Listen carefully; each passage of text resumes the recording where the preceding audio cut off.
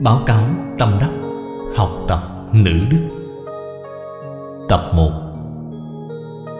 Chủ giảng cô Trần Tịnh Du. Giảng ngày 8 tháng 7 năm 2010 tại Hiệp hội Giáo dục Phật Đà, Hồng Kông. Các vị thầy cô tôn kính, xin chào mọi người.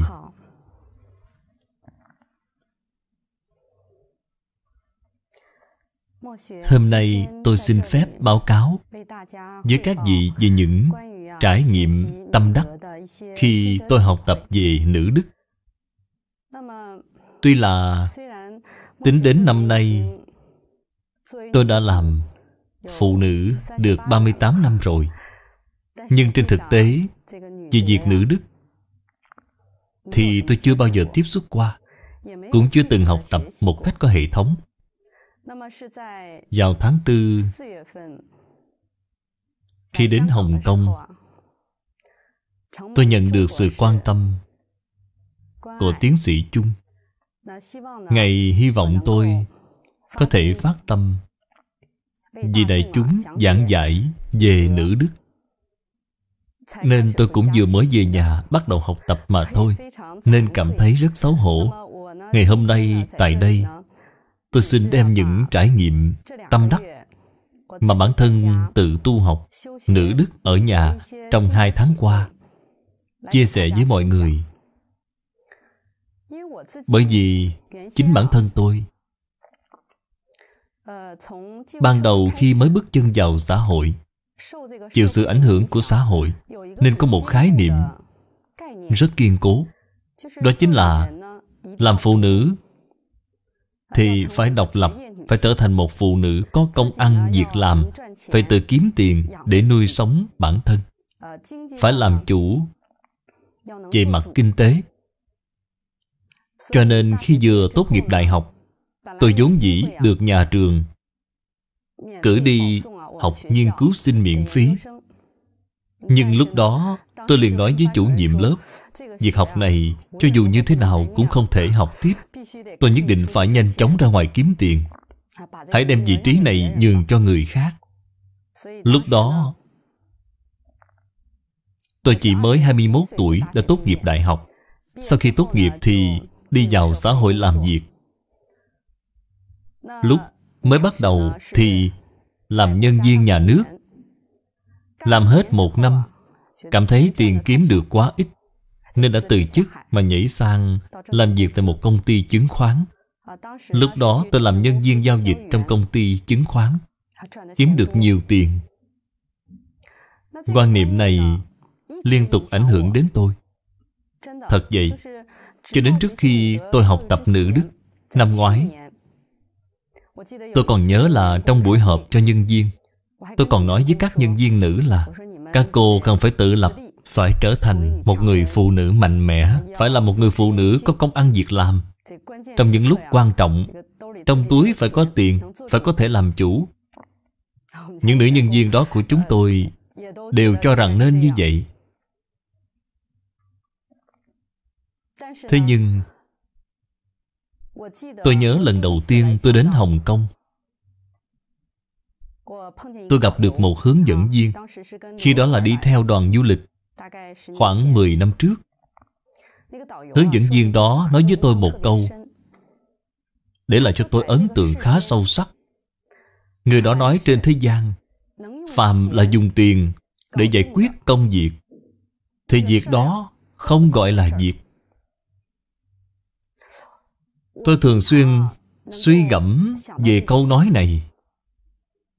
Tôi còn nhớ trước khi chưa học đệ tử quy, tôi còn nói với con của tôi, con à, con xem thế giới này có thứ gì mà tiền không thể mua được nào. Lúc đó con tôi liền mở miệng trả lời là cha mẹ không thể mua được bằng tiền, hạnh phúc cũng không thể mua được bằng tiền. Nhưng làm sao có thể sống hạnh phúc? Làm thế nào để tạo dựng một cuộc sống mỹ mãn? Thì không biết làm từ đâu. Cho đến năm ngoái, gặp được đệ tử Quy.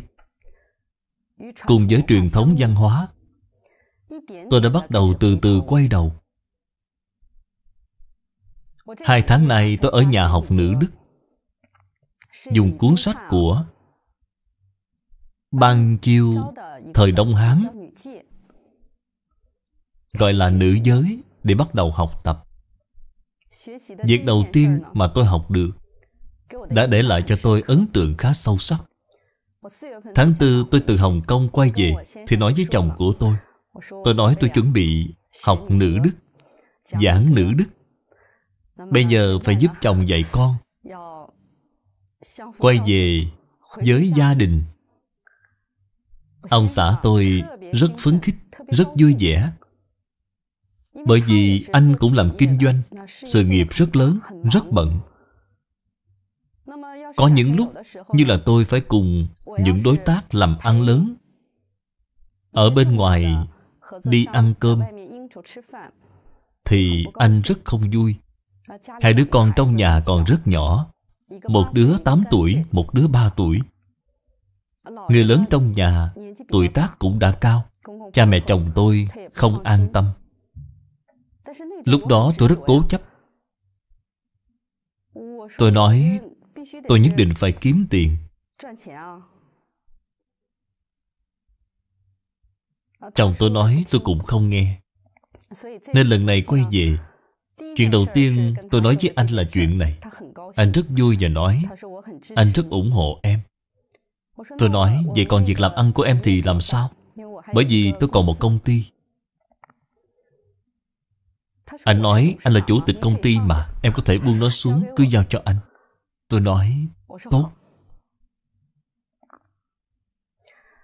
Tôi lúc đó còn một chút may mắn. Bởi vì sao? Vì ban đầu trong nhà luôn có 2 người bảo mẫu. Lúc đó vào tháng 3 trước khi tôi đến Hồng Kông, cô bảo mẫu bởi vì có chuyện nhà nên đã xin nghỉ.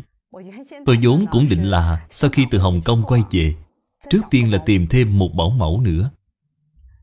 Khi tôi về đến nơi, tôi suy nghĩ không cần tìm thêm bảo mẫu nữa, vẫn còn một người, vẫn được mà. Rốt cuộc khi tôi quay về nhà, chưa đến 3 ngày, thì cô bảo mẫu kia chính là người giúp tôi trông nom trẻ. Cô ấy nói nhà có chuyện rồi và cũng nghỉ việc. Khi đó tôi mới nghĩ, một người khi đã nói là sẽ phát tâm làm việc gì đó, lập chí làm việc gì đó, thì sẽ có khá nhiều thử thách. Lời tôi nói là sự thật. Tôi xin thưa với các vị, tôi đã do dự hơn 10 ngày có nên tìm bảo mẫu hay không. Tôi kiên trì hết hơn 10 ngày. Cuối cùng tôi đã buông xuống. Tôi quyết định thôi không nghĩ ngợi thêm nữa, mình tự ở nhà chăm nom vậy. Dù gì đứa lớn đã đi học, đứa nhỏ học mầm non. Trong nhà thì buổi sáng tôi dọn dẹp làm việc nhà, sau đó làm 3 bữa cơm. Vạn sự khởi đầu nan. Tôi kết hôn được 16 năm, luôn là có bảo mẫu. Cho nên khi tôi bắt đầu làm việc nhà, tôi cảm giác tôi làm chưa được mấy ngày thì da tay đã bắt đầu nổi sần lên, rất là thô ráp. Lúc đó tôi có chút không duy trì được nữa. Tôi nghĩ nhà mình cũng không phải là không có điều kiện. Người xung quanh họ cũng khuyên tôi là nên tìm một người làm bán thời gian. Tôi bắt đầu dao động. Tôi đặc biệt cảm ơn vì xung quanh tôi luôn có những người bạn tốt. Vì thầy mà chúng tôi học văn hóa truyền thống đã kể cho tôi một câu chuyện. Thầy nói thầy quen một diễn viên ca múa. Vì muốn bảo vệ đôi tay của mình mà người đó chưa từng làm qua việc nhà. Kết quả là sức khỏe của người đó không được tốt.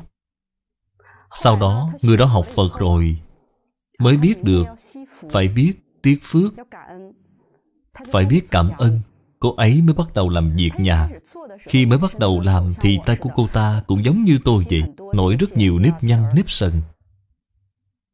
Lúc đó cũng có một vị thầy nói với cô ấy: cô làm một thời gian đi thì sẽ khỏi thôi. Hãy kiên trì, đây là Phật Bồ Tát đang thử thách cô mà. Quả nhiên là cô làm một thời gian sau đó thì tay đã hồi phục lại. Vả lại còn tốt hơn so với đôi bàn tay mà trước đây cô đã tỉ mỉ chăm sóc nữa. Cho nên vị thầy này khuyên tôi, nói với tôi là phải kiên trì, trải qua giai đoạn này sẽ tốt thôi. Thật vậy, hôm qua tôi nằm trên giường suy ngẫm. Hiện giờ tay tôi rất là mượt mà, việc nhà vẫn liên tục làm. Tôi làm việc nhà có một cảm xúc rất lớn. Lúc trước tôi không cảm thấy biết ơn đối với những cô bảo mẫu kia. Cảm thấy là cô ấy làm việc tôi trả công là rất bình thường. Nhưng tôi từ lúc bắt đầu dọn dẹp công việc nhà, tôi đặc biệt cảm ơn bảo mẫu nhà tôi. Nhà tôi rất lớn, để dọn dẹp hết thật sự là không dễ dàng. Ấy thế mà việc tôi không thuê bảo mẫu lại có lợi lớn cho con của tôi. Hiệu trưởng trường mầm non nơi đứa con út của tôi đang học nói với tôi một câu: Tịnh Du à, tôi kể cho cô nghe một câu chuyện. Nếu như cô có một loại vải đặc biệt tốt, muốn may thành một bộ đồ, nhưng nếu như cô đem loại vải này giao cho một người khác không biết chút gì về may giá, cô thử nghĩ xem, người này sau khi may xong bộ đồ cho cô có thích không? Lúc đó tôi chưa hiểu lắm. Tôi hỏi hiệu trưởng, ý của cô là sao? Cô ấy nói đứa con này của cô rất thông minh, rất giỏi. Tại vì sao cô lại để cho bảo mẫu chăm lo? Bởi vì bảo mẫu đều là đến từ nông thôn, văn hóa của họ không cao. Hiệu trưởng nói, cô có biết là đứa con thứ hai này của cô học hỏi rất nhanh, học những lời nói xấu cũng rất nhanh, mà học nói những điều tốt cũng học rất nhanh. Sau một thời gian bảo mẫu không còn làm nữa, tôi thật sự có một trải nghiệm là con trẻ dễ dàng nhiễm phải thói hư tật xấu. Nhưng khi bạn muốn nó sửa đổi, hình thành một thói quen tốt, thì điều này rất khó rồi. Đứa con út của tôi hay nói lời thô tục. Ban đầu tôi nghe thấy rất nóng giận. Tôi không nhịn được nên đã mắng bảo mẫu. Sau đó ba tôi mới nói với tôi là con đừng có trách người khác nữa, quan trọng là con đó. Nếu như con sớm quay về nhà chăm sóc con như bây giờ thì làm gì xảy ra chuyện này chứ. Sau đó tôi không còn oán hận nữa. Khi tôi thật sự đem tâm mình buông xuống làm công việc nhà, thì đúng lúc đó cha mẹ tôi vừa đi du lịch ở Hoa Kỳ trở về, nhìn thấy tôi cực khổ như vậy, nên họ đã từ nơi khác chuyển đến Đại Liên, toàn tâm toàn ý giúp tôi trông nom lo liệu. Ba tôi lúc đó nói với tôi một câu làm tôi rất cảm động. Ông nói, con học nữ đức này không phải học cho riêng mình, mà còn học vì mọi người. Ba với mẹ con sức khỏe vẫn còn tốt, còn trẻ, chỉ có 60 mấy tuổi thôi, không sao.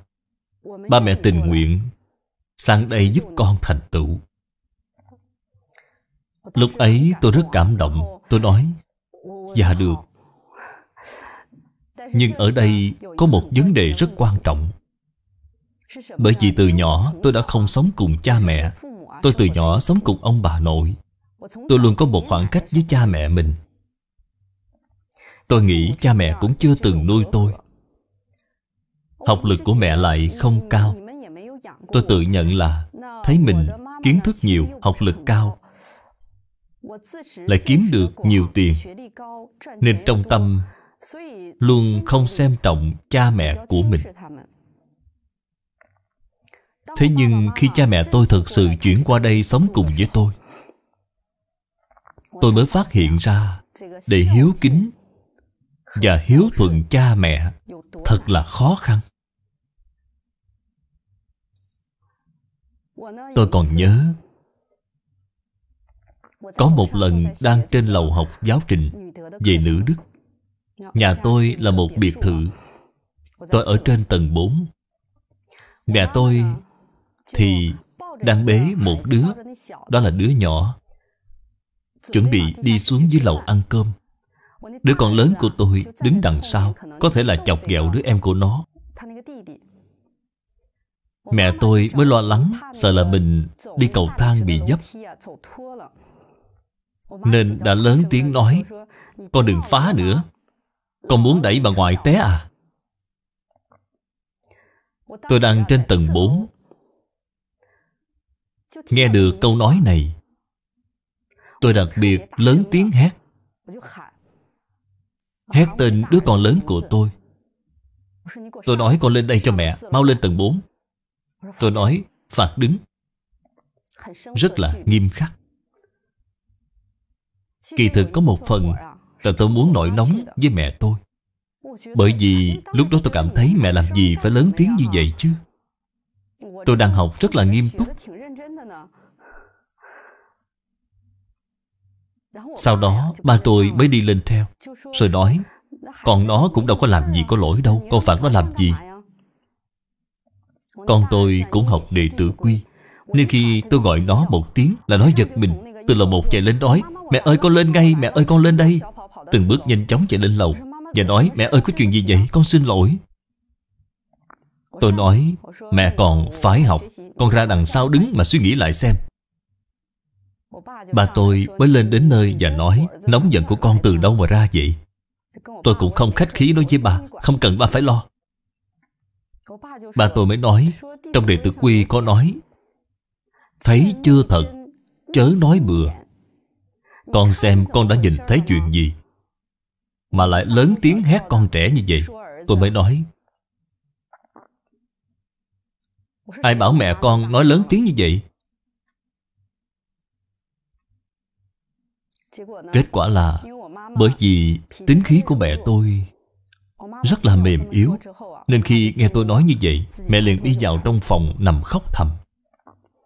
Ba tôi cũng khuyên tôi: "Con đến chỗ mẹ, nói một tiếng đi." Tôi vẫn chưa kiềm chế được mình. Tôi không lên tiếng. Sau đó tôi đứng ở dưới tầng 1, suy ngẫm một lúc. Tôi đột nhiên nghĩ là rốt cuộc mình đang học cái gì đây? Tôi học một đống lý luận, nói ra câu nào cũng là đạo lý, thì có ích gì chứ, bản thân lại không làm được. Kể cả cha mẹ mình cũng không thể kính và thuận. Đối với chồng thì khỏi cần phải nói rồi. Tôi bưng đến một chậu nước. Bởi vì lúc đó là buổi tối, nên tôi đã vào phòng mẹ, muốn tìm cho mình một cách để xuống nước với mẹ. Tôi nói: "Mẹ ơi mẹ đừng khóc nữa, con giúp mẹ rửa chân." Mẹ nói mẹ đã rửa rồi. Tôi bưng chậu nước đứng đó rất lâu. Mẹ vẫn không lên tiếng. Lúc đó đứa con lớn cũng ở đó. Sau đó mẹ tôi nói: "Tịnh Du à, không phải bởi vì con lớn tiếng mà mẹ tổn thương khóc đâu, mà vì trước đó con cũng có một số lời nói. Đến hôm nay mẹ nhìn không được nữa nên khóc." Tôi nói: "Lúc trước con nói cái gì ạ?" Mẹ nói: "Con lúc trước nói là lần này mẹ đến Đại Liên con cũng nói. Con nói là mẹ lúc nào muốn đi thì cứ đi. Trên thế gian này con không có nợ nần gì ai cả, cũng chẳng nợ cha mẹ. Bởi vì cha mẹ không có nuôi tôi." Mẹ tôi lúc đó rất đau lòng. Đích thực là lúc ấy tôi đặt chậu nước xuống, tôi lập tức quỳ xuống. Từ trước đến giờ tôi chưa bao giờ quỳ xuống. Tôi nói với mẹ tôi: "Mẹ à, con thật sự đã sai rồi. Vì con quá ngạo mạn, tự cao. Mẹ không nợ con bất cứ thứ gì. Chỉ có con nợ mẹ một mạng sống mà thôi. Bởi vì mạng sống này của tôi là do mẹ ban cho. Nếu như đối với cha mẹ mà mình không thể có tâm cảm ơn, thì làm sao đối với cha mẹ chồng, đối với chồng, với những người xung quanh, thậm chí là đối với thầy giáo, làm sao có tâm cảm ơn được chứ? Tôi liên tục khấu đầu trước mẹ và nói là thật sự con đã sai rồi. Tôi nói con luôn luôn đối xử với mẹ như vậy. Con thật sự xin lỗi mẹ. Tôi nói tôi đã đọc rất nhiều lần kinh Phật nói ân nặng của cha mẹ rất khó báo đáp. Thế mà sao trong tâm mình lại không hiểu được đạo lý này vậy? Việc này tôi đã báo cáo hết 2 lần. Mỗi lần nhắc đến tôi đều cảm thấy xấu hổ với mẹ. Bởi vì lần này đến nhà tôi, mẹ tôi còn nói mẹ sẽ giúp con trông nom tốt mấy đứa nhỏ. Con cứ yên tâm mà đi học. Học thật tốt nha con. Đừng vì bản thân mình mà hãy vì mọi người. Tôi thật sự cảm thấy mình đã xử sự rất tệ. Cũng không phải là một cô giáo.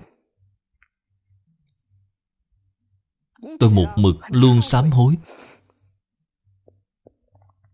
Tôi khóc rất lâu. Ngày thứ 2 sau đó, tôi phát hiện đôi mắt của tôi đều rướm máu. Tôi nói với mẹ, mẹ à, nếu con còn nói những lời này, con sẽ không là con người nữa. Mẹ tôi liền nói, cũng tại mẹ không tốt. Thực sự con đã rất tốt rồi. Con đã không dễ dàng chút nào rồi. Trong số những đứa trẻ hiện nay, con đã là rất tốt rồi. Tôi mới suy ngẫm, tại vì sao tâm của cha mẹ luôn luôn rộng mở. Mẹ mới nói, năm đó tại vì sao con phải rời xa cha mẹ? Bởi vì cha mẹ tôi làm công trình. Hồi còn trẻ làm việc công trình thủy điện. Mẹ tôi kể về sự gian khổ khi phải ở trong một căn nhà. Và mùa đông, buổi sớm khi thức dậy, nước rửa mặt trong chậu đã đóng thành băng. Cha mẹ thật không nhẫn tâm để cho con phải chịu khổ, nên đã để cho ông bà nội đem con đến Đông Bắc. Thực sự cha mẹ rất nhớ con, nhưng không còn cách nào khác. Bởi vì hoàn cảnh công việc lúc đó, cha mẹ tôi sinh tôi ra ở Tứ Xuyên.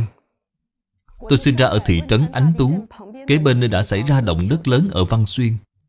Năm 2006, tôi đã từng quay về nơi đó. Thật sự lúc tôi quay về thì điều kiện ở đó không được tốt. Sau khi cha mẹ đến nhà tôi, cha mẹ đã dạy tôi nhiều bài học. Có một lần, vào buổi sáng, mới sáng sớm, tôi đã nói với chồng của mình về văn hóa truyền thống. Tôi nói anh làm việc này không được, việc kia làm không được tốt. Ông xã của tôi rất khiêm tốn. Anh nói đúng rồi, anh nên học tập ở em nhiều. Nói xong rồi thì tôi đi xuống, nói với mẹ là mẹ xem, con đã dùng văn hóa truyền thống mà giáo dục anh ấy đó. Mẹ tôi thấy tâm tình của tôi khá tốt, nên đã nhỏ nhẹ nói với tôi như thế này: con à, con đừng có nói chồng con như vậy nữa. Con làm việc còn thua xa chồng con. Chỉ một việc này 16 năm qua rồi mà mẹ chưa từng thấy qua chồng con nói một câu thô tục nào, một câu khiến người khác phiền não, một câu ly gián khiêu khích. Không hề có những chuyện như vậy. Luôn luôn bao dung con. Con không học hỏi người ta mà còn ở đây khoa tay múa chân nữa. Lúc đó tôi không lên tiếng, chỉ ở đó cúi đầu ăn cơm. Tôi ở nhà trong 2 tháng này học tập nữ đức. Nhưng sự thật là cha mẹ tôi đã giúp tôi thành tựu từng chút một. Có một ngày kia, tôi cùng với ba tôi cũng xảy ra xung đột. Bởi vì sáng hôm đó ba nói một câu: Tịnh Du à, ba thấy con ở bên ngoài sống đối xử hòa đồng với người khác, xử sự cũng không tệ, nhưng khi trở về nhà thì con vẫn luôn làm không tốt. Lúc đó tôi rất không vui. Trước giờ con người tôi có một đặc điểm là không thích người khác đánh giá và phê bình tôi. Bạn nói tốt thì được, hoặc là bạn dùng lời lẽ ngọt ngào khuyên tôi cũng chấp nhận. Nhưng nếu nói trực tiếp thì tôi không chấp nhận. Hễ nghe được thì liền không vui. Lúc đó tôi cũng chẳng nói tiếng nào, đi lên lầu. Tôi rất nóng giận và nói với chồng mình một hơi. Anh không dám nói gì. Sau đó anh ấy xuống dưới nói với ba là tính tình của tôi là không chịu được người khác phê bình. Sau đó ba mới tìm tôi và nói: Tịnh Du à, ba không có ý nói gì con hết. Ba chỉ muốn tốt cho con. Con không phải muốn học nữ đức sao? Con cần phải làm được chứ. Bài đầu tiên trong sách nữ giới gọi là Ti Nhược. Năm ngoái lúc tôi mới bắt đầu đọc sách nữ giới, tôi rất phản cảm với từ này. Bởi vì tôi không có xem tường tận nội dung bên trong. Tôi mới nghe qua thì có cảm giác thấp hèn kém cỏi, đặc biệt thấp tiếng bé họng. So với quan niệm ban đầu về người phụ nữ có công ăn, việc làm, rất có khí phách, có tiếng nói riêng, độc lập tự chủ, hoàn toàn không giống nhau. Nhưng tôi thật sự khi mới bắt đầu học nữ giới, ban chiêu giải thích từ ti nhược này như thế nào? Là 6 câu. Khiêm nhường, cung kính, tiên nhân hậu kỷ, hữu thiện mạc danh. Tức là bạn làm việc tốt thì không nên phô trương, hữu ác mạc từ. Bạn đã làm những việc không tốt thì nên phản tỉnh. Không thể cứ cho là không liên quan đến tôi. Nhẫn nhục, hàm cấu, thường nhược, úy cụ, thị vi ti nhược giả. Khi nhìn 6 câu này, một việc tôi cũng làm không được, không làm nổi. Ti nhược có nghĩa là khiêm tốn và nhu thuận. Lần trước tôi đến Hồng Kông để sám hối với các vị về tính ngạo mạn, đố kỵ, tham lam của tôi. Khi tôi quay về nói với chồng của mình, anh đã nói với tôi một câu. Khi anh kết hôn thì anh đã biết em có những tật xấu này, đặc biệt là tính ngạo mạn của em. Em cứ cho mình là đúng, nên em không thể nghe lọt tai ý kiến của người khác. Người ta vừa nhắc đến thì em liền rất phiền não.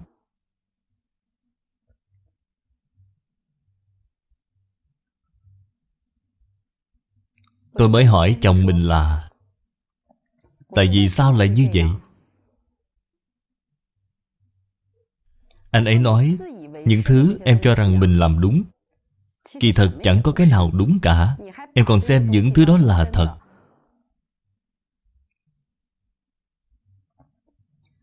Tôi nghe được những câu nói này, tôi đã ở nhà suy nghĩ rất lâu. Từ trước đến nay tôi chưa từng nhờ mẹ chỉ dạy mình bất cứ việc gì. Năm ngoái mẹ rất là khiêm nhường mà viết cho tôi rất nhiều bức thư. Trình độ văn hóa của mẹ không cao, cũng chưa bao giờ viết thư cho người khác. Vậy mà mẹ rất là cung kính viết thư cho tôi. Tôi còn nhớ có một bức mẹ viết thế này: Tịnh Du à, con là con của mẹ, nhưng mẹ phải nhận con làm thầy, bởi vì con học văn hóa truyền thống rất tốt. Mẹ không hiểu, con hãy chỉ dạy mẹ nhiều hơn. Bởi vì năm ngoái tôi bắt đầu đưa cho mẹ nghe đĩa Hạnh phúc nhân sinh của thầy Thái Lễ Húc. Mẹ tôi rất hoan hỉ, vả lại còn nghe lời hơn cả tôi. Ở nhà nghe hết 40 mấy lần. Sau đó tôi nói với mẹ tôi nói việc lễ bái tổ tiên rất tốt. Mẹ tôi liền ra ngoài đem những tấm ảnh quá cố của bà ngoại, ông ngoại của tôi phóng lớn. Mỗi buổi sáng đều lại 300 lại. Có một lần mẹ gọi điện cho tôi để sám hối. Khi bà ngoại của con còn trẻ, mẹ cũng đối xử không tốt với bà. Hiện tại người đã không còn. Mẹ rất ăn năn. Có một lần vào một buổi chiều, tôi pha trà xong, lên lầu giả bộ tỏ vẻ như đang học nữ giới. Học không có ích, quan trọng là làm được. Tôi nói với mẹ là: Mẹ ơi, mẹ uống ít trà thôi. Tôi nói là tôi muốn mẹ chỉ về một vấn đề. Bởi vì lần trước, sau khi báo cáo xong, tôi nói chuyện với thầy Hồ, thầy Hồ Tiểu Lâm. Thầy Hồ đã nói một câu: Tịnh Du à, cô đừng tưởng cô có rất nhiều phước báo. Nhất định là do tổ tiên của cô tích đức, nên cô mới có ngày hôm nay. Nên hiện giờ cô mới có thể gặp được bao nhiêu thiện tri thức đến để nhắc nhở cô. Cô không tin, cứ về mà hỏi thử xem. Khi thầy Hồ nói những lời này, tôi đã không để vào trong tâm. Hôm đó tôi có hỏi mẹ: Mẹ à, những bậc tiền bối của nhà mình lúc trước họ như thế nào ạ? Mẹ nói: Trời à, truyền thống đều mất hết. Đến đời của mẹ đã mất hết một nửa. Đến đời con thì sắp không còn gì rồi. Tôi hỏi phương diện nào không còn vậy mẹ? Mẹ chỉ nói một từ, chính là cần kiệm. Mẹ nói về bà nội của mẹ. Tịnh Du con có biết không? Bà sống đến 92 tuổi. Cả đời khi đi ra ngoài đường chỉ có một chiếc áo khoác. Khi đi ra ngoài, bà khoác vào một cái áo, là một cái áo khoác dài. Mẹ tôi nói bên dưới không phải là quần. Ngày xưa mặc giống như một bộ quần áo khoác lên người vậy. Chiếc áo dài rất dài, che cả người. Bà có một đôi giày đi ra đường. Bà tự mình thêu cho mình một chiếc nón hoa để đội ra ngoài. Bà mặc như vậy hết cả một đời người. Khi mẹ nói với tôi, suy nghĩ đầu tiên của tôi là gì? Nhất định là nhà mình hơi nghèo nên mới phải làm như vậy. Mẹ tôi còn muốn tiếp tục nói, thì tôi hỏi: Mẹ à, mẹ ngưng một chút cho con hỏi. Phải là hồi trước bà rất nghèo phải không? Làm sao bà có thể chỉ mặc một bộ đồ được? Là thật sao? Mẹ mới nói: Thật đó. Không chỉ vậy mà nhà bà nội còn là một thế gia vọng tộc, không nghèo một chút nào. Có lúc đông nhất còn thuê cả hàng trăm người làm.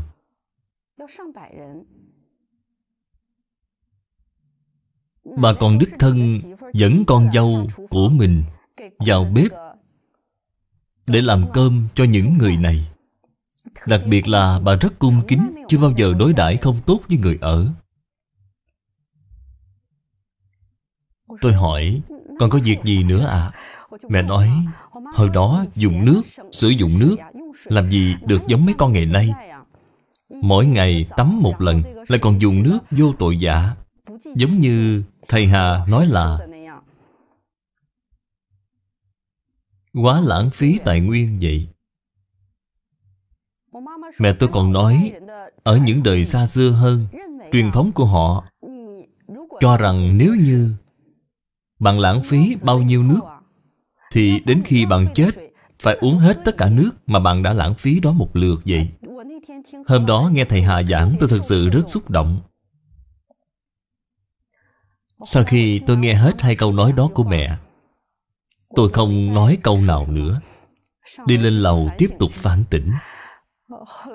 Sau mấy ngày, tôi lại trao đổi với mẹ. Mẹ nói đời trước của mẹ, người phụ nữ làm việc rất giỏi, thêu thùa, làm ăn, việc nhà, tự mình làm nước tương cũng biết. Đến đời của mẹ còn lưu lại một chút. Đời con thì một chút cũng không còn. Đích thực là việc nấu cơm tôi ít ra còn tạm được. Còn lại những thứ khác như dệt thêu, đăng móc, thứ gì cũng không biết. Tôi nói, vậy con phải làm thế nào hả mẹ?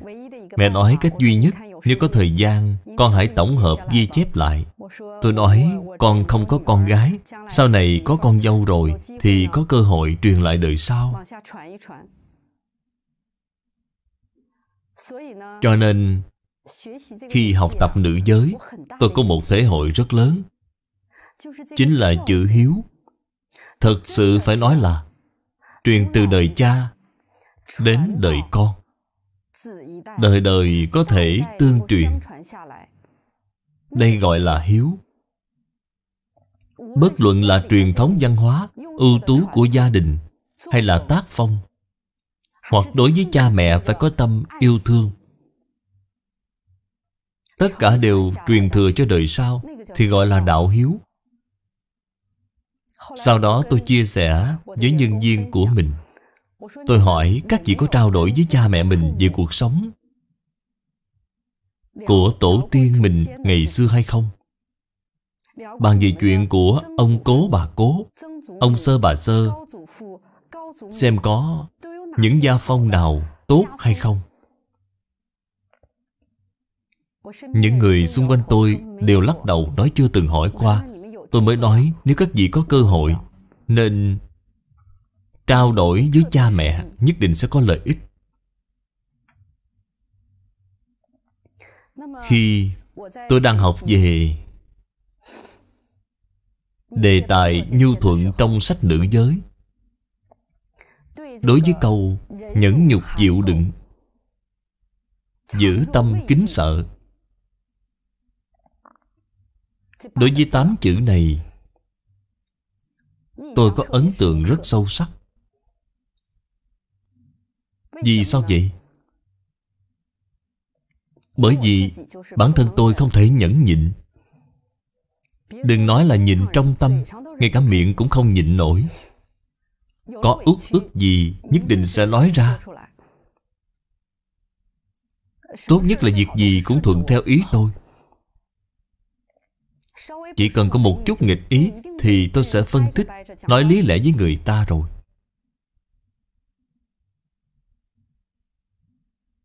Tôi đặc biệt cảm ơn Hiệp hội Giáo dục Phật Đà Hồng Kông. Vì sao vậy? Mỗi lần đến là mỗi lần tôi thật sự được giáo dục, được học tập. Lần trước tôi đến và đem về một cuốn sổ tay nhỏ. Hiện tại bên ngoài cũng có. Đó là Giảng sanh ký của cư sĩ Hoàng Yên Bình và giảng sanh ký của cư sĩ Hoàng Trung Xương. Tại vì sao quyển sổ tay này ảnh hưởng rất lớn đến với tôi? Bởi vì tôi nhìn thấy cư sĩ Hoàng, ông ấy có thể thành tựu là bởi vì ông ấy phát tâm không nói chuyện hơn 2 năm. Ông liệt kê ra 11 điều lợi ích khi không nói chuyện. Tôi thì nói chuyện rất nhiều, không sai chút nào. Thí dụ như khi thấy chuyện này không hợp với ý mình, tôi nhất định sẽ phải nói ra để xem bạn xử lý như thế nào.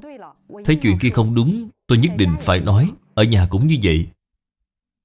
Nếu như ba tôi không tắt đèn ở trên lầu và dưới lầu thì tôi liền nói ba không biết tiếc phước, không tắt đèn.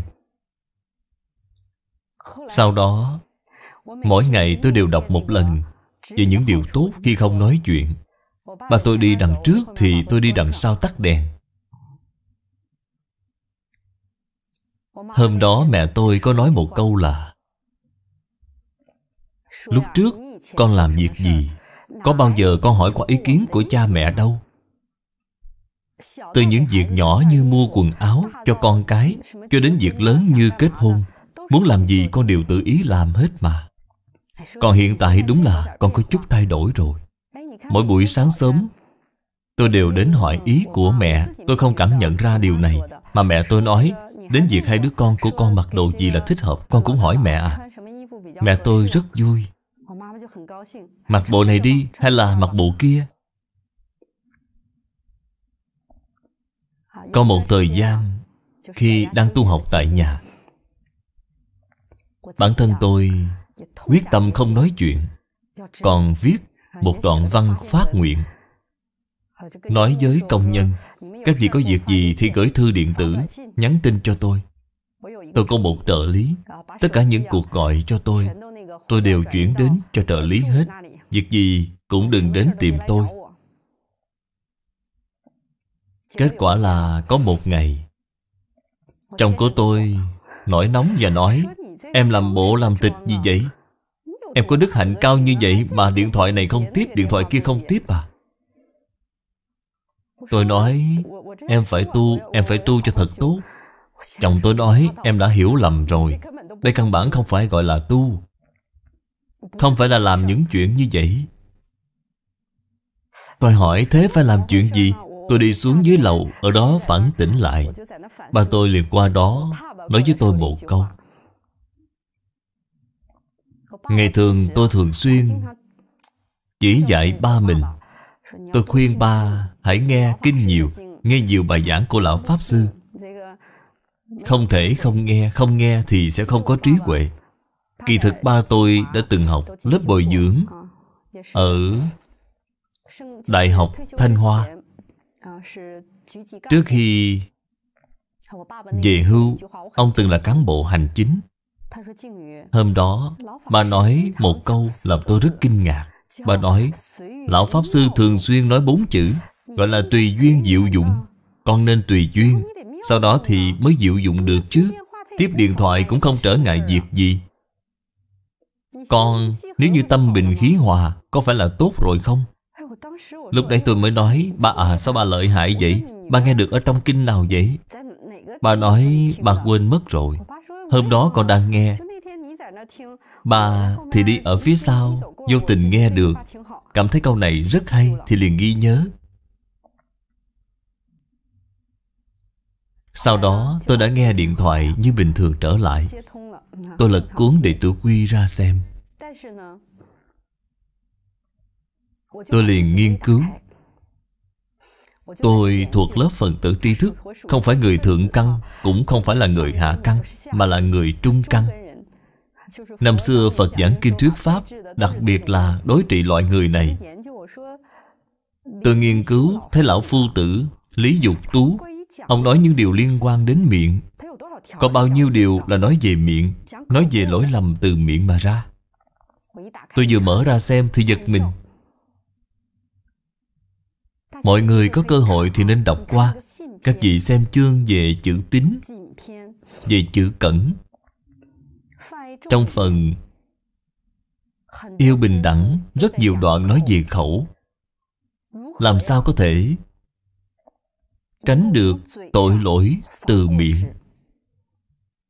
Tôi liền suy nghĩ xem, tại vì sao lại phải tránh lỗi từ miệng chứ? Tại vì sao cư sĩ Hoàng có thể không nói chuyện thì được giảng sanh? Bởi vì ông đã nói rất rõ, miệng chính là cửa của họa phước. Tôi đem cánh cửa này đóng lại, phước đều được giữ lại rồi. Họa thì cũng không chiêu cảm đến được. Các vị xem, giữ lại thì toàn là phước, họa thì không chiêu cảm đến, tốt biết bao.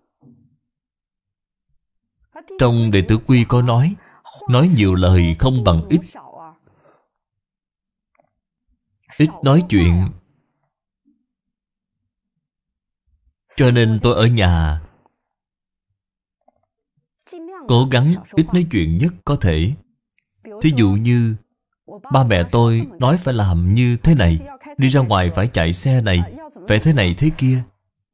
Lời nói của tôi sắp ra tới cửa miệng, tôi phải nhịn lại. Tôi sẽ không phát biểu thêm ý kiến gì nữa. Mẹ tôi nói, Tịnh Du tối nay hãy nấu món này. Đáng lẽ tôi nghĩ thầm, đã mấy ngày nay toàn ăn món này, có thể đổi sang làm món cơm được không? Đến cửa miệng thì tôi lại nhịn. Tôi nghĩ, cha mẹ thích làm gì thì mình sẽ làm cái đó vậy. Những việc nhỏ thì bắt đầu làm từ trong nhà. Khi làm xong sẽ có hiệu quả. Bởi vì tôi đã nghiệm chứng rồi. Làm sao để tôi nghiệm chứng? Ở nhà tu học đến nay đã được hơn 1 tháng. Bên ngoài có một nơi tổ chức một sự kiện khá lớn, mời tôi đi thuyết giảng. Cũng chính là giảng nữ đức. Thầy cô giáo rất nhiều, người nghe cũng khá nhiều. Sau lần đó trở đi, nếu không có việc gì, hầu như là tôi không nói chuyện nữa. Ngoại trừ trên đài giảng giải, hoặc khi họ nhờ tôi thay phiên làm người dẫn chương trình, thì tôi mới nói chuyện. Còn lại thì tôi cười trừ. Người ta nói cái gì, rất tốt, rất tốt. Thật sự ai muốn tôi nói chuyện thì tôi lấy cớ rồi đi ra ngoài. Ra ngoài rồi tôi đeo tai nghe MP3 vào. Tôi đều lưu trữ bài giảng kinh ở bên trong. Những bài của Lão Pháp Sư mà lúc trước tôi giảng giải với các vị về Bồ Tát Tam Trọng Chướng, chính là những bài học về Hoa Nghiêm. Tôi nghe nhiều lần, nghe đi nghe lại gần 10 lần. Nghe xong rồi cảm thấy mình làm gì cũng không đúng. Thật sự là có cảm giác đó. Cho nên sau đó tôi nghe được từ những thầy giáo khác. Chính họ truyền đến tôi, nói là cô Trần có sự thay đổi khá lớn. Cô ấy nói chuyện rất ít, rất tốt.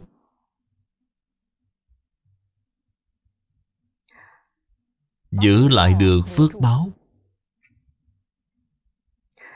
Điều này có thể giúp các vị thành tựu công phu nhẫn nhục. Nhẫn nhục không dễ chút nào. Đối với hết thảy sự tướng bên ngoài, chúng ta đều có thể nhẫn nhịn được. Tuy nhiên, đối với một người tu học Phật Pháp chân chánh, công phu nhẫn nhục là gì? Chính là không ngừng tinh tấn, chịu đựng được sự khô khan, đơn điệu trong quá trình tu học.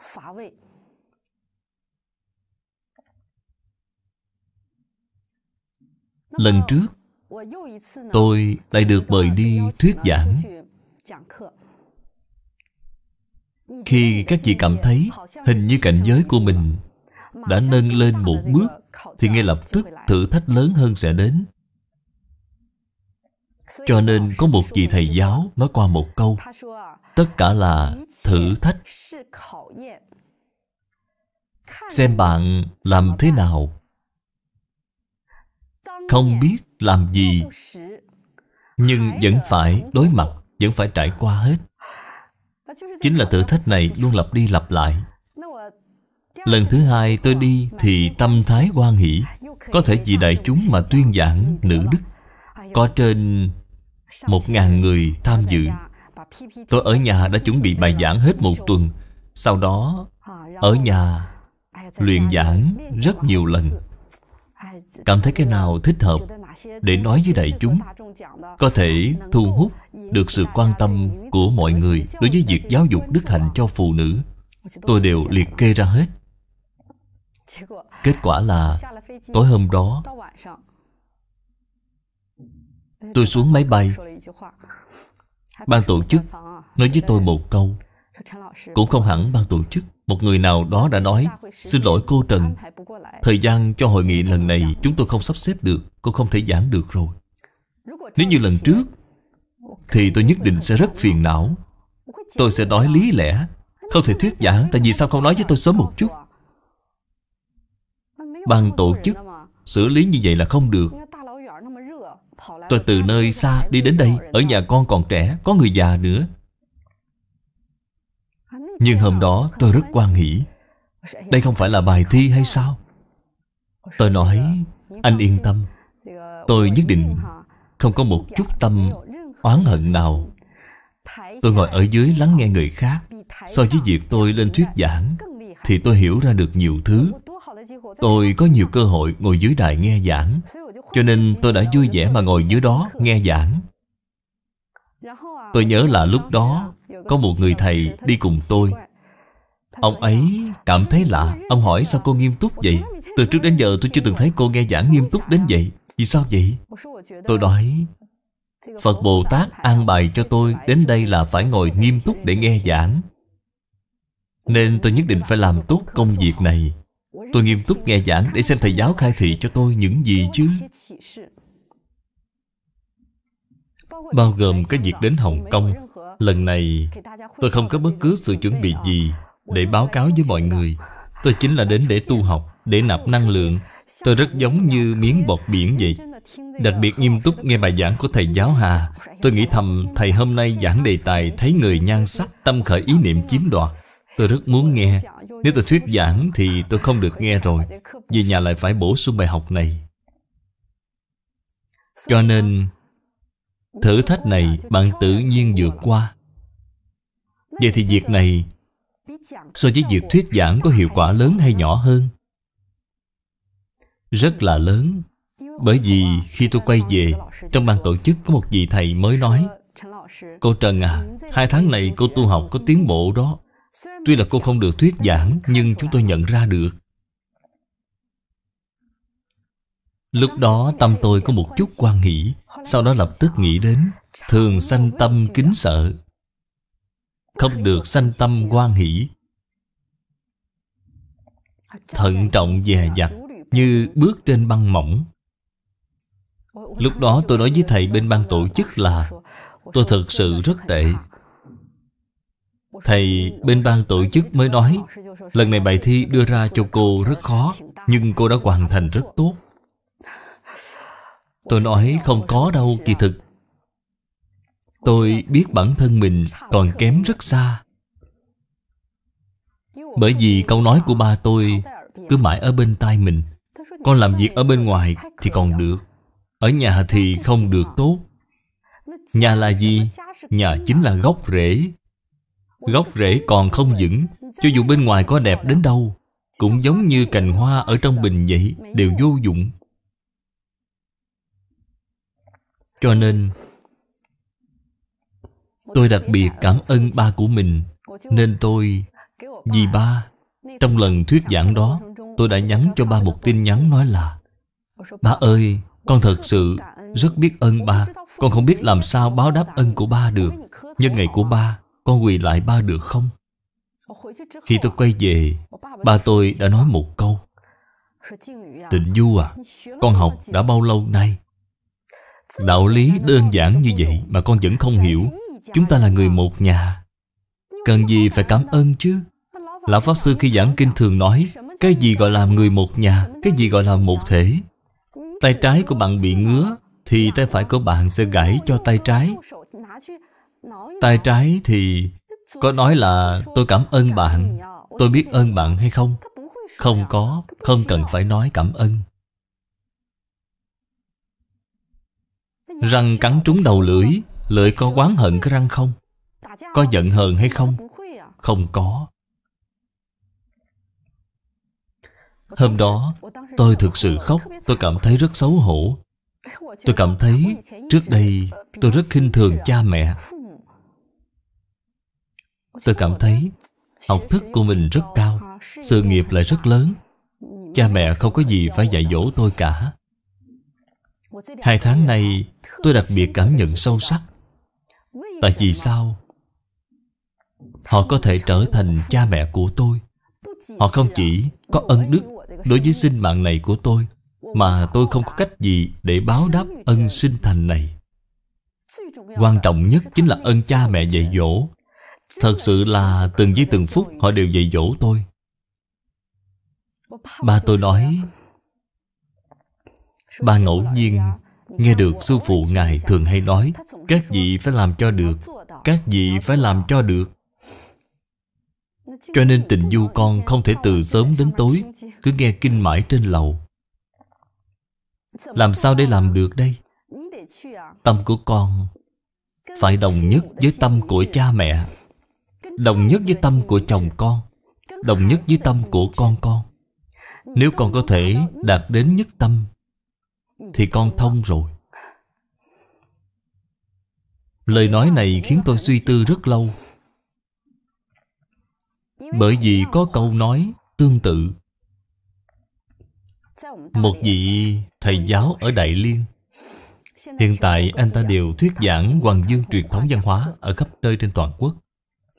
Anh tên là Vương Hy Hải.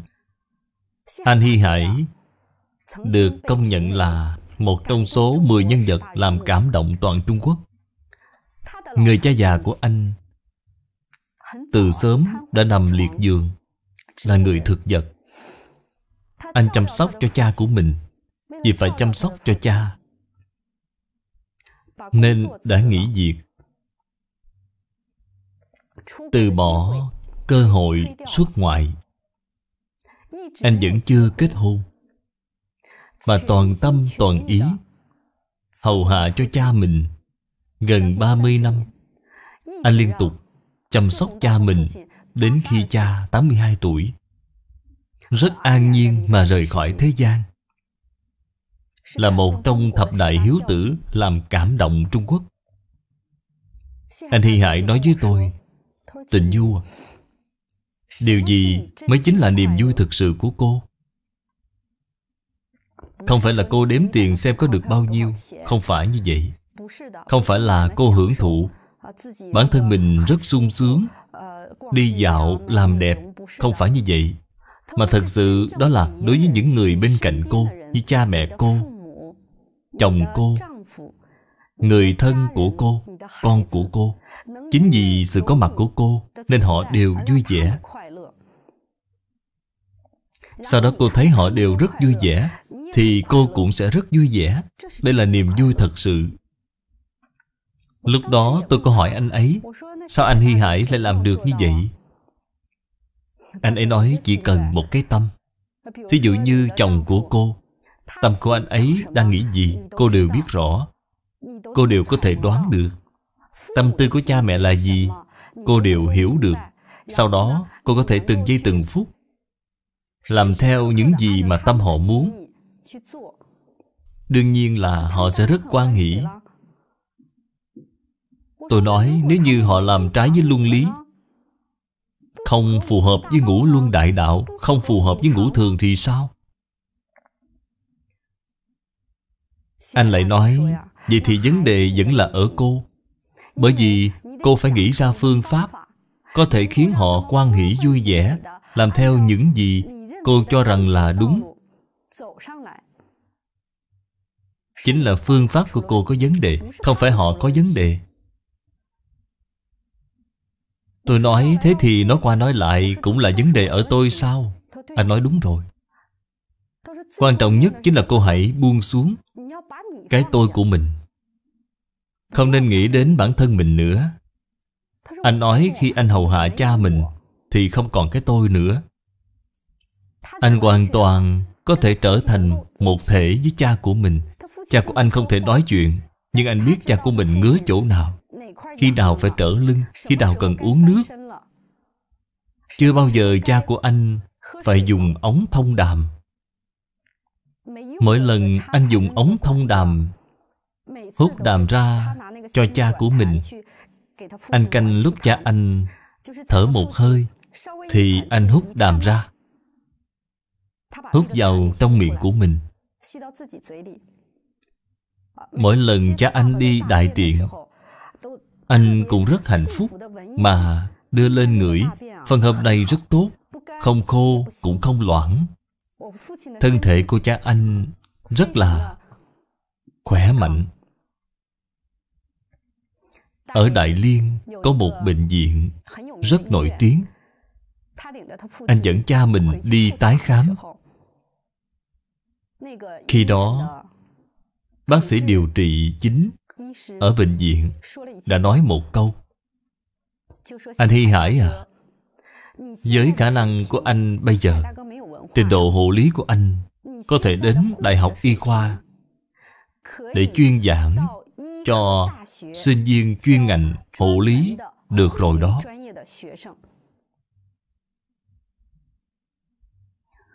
Cho nên sau khi phát tâm chân thành, hiếu thảo, không có điều gì là không thông. Câu nói trong Hiếu Kinh thật sự rất đúng: thông ư thần minh, quang ư tứ hải.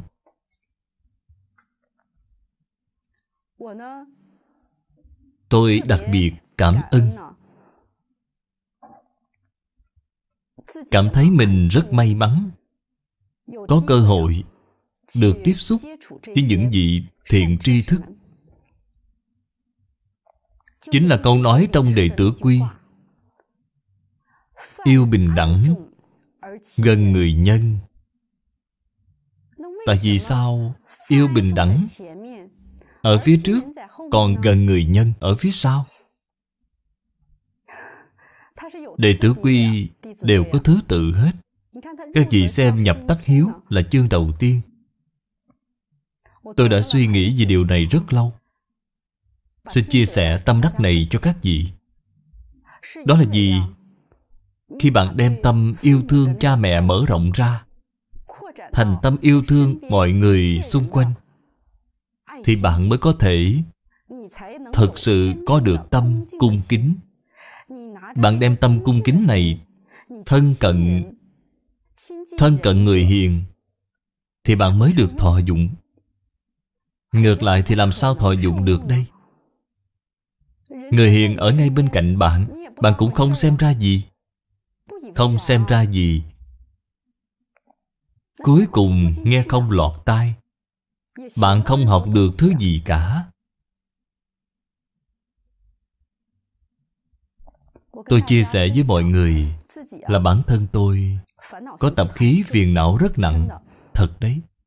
Tôi cứ ngưỡng mộ những vị đại đức lão sư như giáo sư Chung. Tôi rất ngưỡng mộ. Bản thân tôi rất muốn thay đổi, cho nên tôi suy nghĩ rất nhiều phương pháp, kiên định thực hiện nó. Đã rất nhiều năm rồi, gia đình tôi không có báo chí. Từ trước đến giờ không xem tivi. Nếu như xem thì chỉ xem phim về truyền thống văn hóa. Khi học tập đức tính cung kính khiêm nhường, tôi nghĩ làm sao mình có thể vừa hiểu về mặt lý, mà đối với mặt sự cũng có thể làm đến được. Làm sao từ trong tâm tôi có thể hiểu được một cách triệt để. Khi mới bắt đầu thì tôi lại Phật. Lần trước tôi đã chia sẻ với các vị rồi. Trong quá trình 2 tháng qua tu học, tôi lần đầu tiên trong cuộc đời, tôi hạ quyết tâm dẫn theo con tôi đi ra ngoài làm công quả. Tôi chưa làm qua. Những thầy cô giáo thuyết giảng về văn hóa truyền thống chính là làm công quả. Kỳ thực khi đi ra ngoài thì được rất nhiều người tôn sùng. Tâm ngã mạn tự cao của mình càng ngày càng nặng. Cho nên tôi dắt theo con của mình. Ngày Chủ nhật, chúng tôi đi đến một ngôi chùa ở Đại Liên để làm gì? Để cọ rửa nhà vệ sinh. Các vị thử nghĩ xem, lúc trước ngay cả nhà vệ sinh trong nhà tôi còn chưa cọ rửa qua.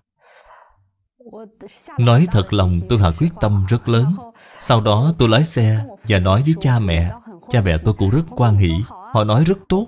Mà tôi còn đặc biệt mua cho tôi một cây kẹp rác rất dài. Bà nói con dẫn đứa lớn vào trong nhà vệ sinh cọ rửa, bà với mẹ con dẫn theo đứa nhỏ ở bên ngoài chùa đi nhặt rác. Đến giờ thì chúng ta cùng nhau đi ăn. Ăn xong rồi về nhà, làm nguyên một buổi sáng rất tốt.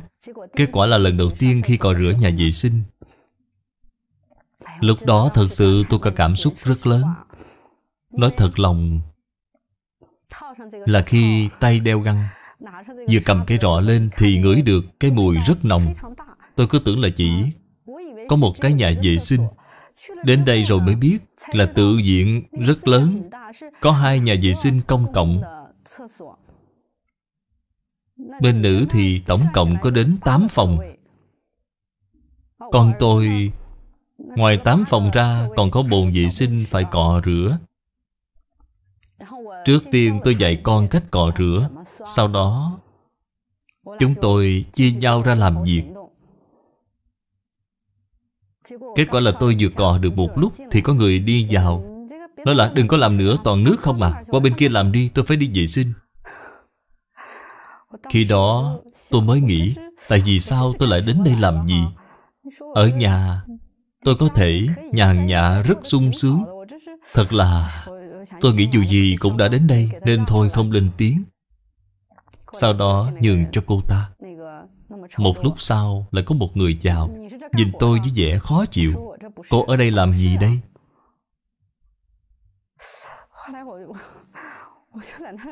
Tôi nói, tôi không phải à. Lúc đó tôi mới nghĩ mình có nên tiếp tục hay không. Nghĩ đi nghĩ lại, cuối cùng cũng kiên định tiếp tục. Vì phải thay đổi bản thân, hãy làm thôi. Dù gì cũng phải luyện tập từ đây. Mặc người ta muốn nói gì, tôi vẫn cọ rửa từng phòng vệ sinh. Sau đó tôi tịnh tâm trở lại, cầm cây cọ, bắt đầu cọ phòng vệ sinh. Thật sự có cảm giác như đang cọ rửa bản thân mình vậy.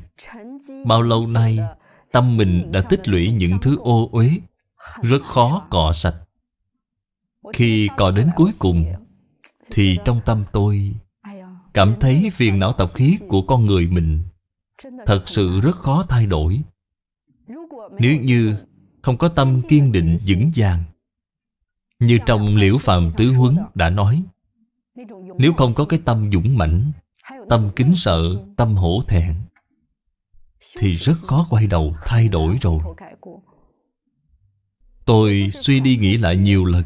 Tại vì sao cần có tâm kính sợ? Bởi vì tôi biết khi tôi học Phật nhiều năm, hiểu được nhân quả với nghiệp mà tôi đã tạo, thì tương lai tôi nhất định sẽ phải đọa vào ác đạo rồi. Thật sự là tôi thấy sợ hãi. Có khi mỗi lần đọc Kinh Địa Tạng tôi đều rất sợ. Tôi không muốn phải đến nơi đó. Bởi vì tôi biết khi tôi học đại học tôi rất thích học triết học. Tôi cứ liên tục nghĩ, tại vì sao con người lại đến thế gian này? Thân thể của con người có thật sự tồn tại? Rốt cuộc có linh hồn hay không? Cái gì là tôi? Đây là những vấn đề thường gặp phải trong triết học. Chính là bản thể, mối quan hệ giữa thế giới vật chất và thế giới tinh thần. Tôi lần đó đã đọc một số lượng lớn sách triết học, như sách của Nietzsche, Socrates, triết học của cổ Hy Lạp. Tôi đều đọc qua hết. Tôi học rất nhiều môn, nhưng không đạt được kết quả gì. Tôi thích Phật học. Đích thực là ban đầu tôi đã đem Phật học ra nghiên cứu, bởi vì tôi cảm thấy nó so với triết học nói thấu triệt hơn. Tôi còn có tâm lý là xem Phật học như một thứ tiêu khiển cho qua thời gian. Tôi cảm thấy như vậy. Sau này khi nghe giảng đi giảng lại thì tôi thấy rất sợ. Bởi vì con người thật sự không có chết. Người chết thì chưa có hết. Mọi thứ không thể mang theo được, chỉ có nghiệp tùy thân. Thiện nghiệp thì tôi không có, ác nghiệp thì một đống. Tôi sợ hãi làm sao để sửa đổi đây. Tôi phải kiên trì. Làm đến giữa chừng, con tôi mệt quá, không làm nổi nữa. Nói mẹ ơi, chúng ta có thể đi nhặt rác được không? Cũng làm công quả mà. Tôi nói con à không được. Con tôi hỏi vì sao vậy? Tôi nói mẹ rất ngạo mạn, con nhất định phải cùng với mẹ dùng phương pháp này đối trị tính ngạo mạn của mẹ. Chúng tôi đến chùa làm hết 3 lần. Lần thứ 2 thì đỡ hơn nhiều rồi. Sau này anh Hy Hải có nói với tôi, cọ rửa nhà vệ sinh thì phải kiên trì, đây là việc rất tốt. Cho nên tâm dũng mãnh này phải kiên trì. Nguyên nhân có thể làm được việc này chính là bạn có tâm hổ thẹn và tâm kính sợ. Nó sẽ thành tựu tâm dũng mãnh của bạn. Lần này tôi đến đem về một cuốn Chư Kinh Phật Thuyết Địa Ngục Tập Yếu. Hôm qua tôi đứng đây xem được vài đoạn. Tôi quyết định khi đi về có thời gian nên xem nhiều hơn. Tôi biết được có nhân quả nhưng không tin sâu. Bởi vì tưởng tượng không ra bạn trồng ác nhân này sẽ gặt được quả báo gì. Không thấy được quả báo nên bạn rất dễ khinh thường, xem nhẹ, không xem ra gì cả. Hôm đấy tôi nghe thầy Hà thuyết giảng rất cảm động. Vì sao vậy? Hồi trước tôi rất sợ sét đánh. Khi tôi lên đại học, sợ đến mức độ nào? Đến nỗi nếu như có tiếng sét, tôi liền chui vào trong chăn của người khác. Người ta hỏi tôi làm sao vậy? Tôi mới nói là hễ nghe được tiếng sét thì lông tóc dựng đứng. Tôi rất sợ sét đánh. Thậm chí ngay trong giấc mơ, tôi đã mơ thấy thần Thiên Lôi trách mắng tôi. Tôi không biết vì sao, nhưng mấy năm nay không còn sợ nữa. Đặc biệt là năm nay tôi không còn sợ sét đánh. Nhưng ngày hôm đó ở Đại Liên có sét đánh, tôi mới cảm thấy kỳ lạ. Tôi hỏi, tại vì sao lần này tôi không sợ vậy? Kết quả là tôi nghe bài giảng của thầy Hà, tôi đã hiểu ra. Thầy giảng rất rõ, lãng phí, ngũ cốc, chiêu cảm tiếng sét. Người đó sẽ sợ hãi. Khi tôi học đại học, nếu như tôi không thích ăn món nào, tôi chỉ thử một miếng rồi sẽ dứt cả một tô cơm và đồ ăn vào thùng rác. Không có cảm giác gì. Hơn nữa, khi tôi ăn cơm, thường chỉ ăn một nửa. Ăn phần ở giữa, bởi vì tôi nghĩ cơm bên rìa không ngon. Trở lại phần rìa tôi đem đi đổ. Lúc trước đi ăn ở tiệm tôi không bao giờ mang về, bởi vì tôi cảm thấy đồ thừa ăn rất bẩn, không thể ăn đồ thừa. Lãng phí ngũ cốc không kể xiết. Thật sự tôi cảm thấy vì việc đó và tôi vẫn còn một chút kiên định, tín tâm để sửa đổi. Bởi vì tôi sợ rằng mình sẽ chiêu cảm lấy ác báo.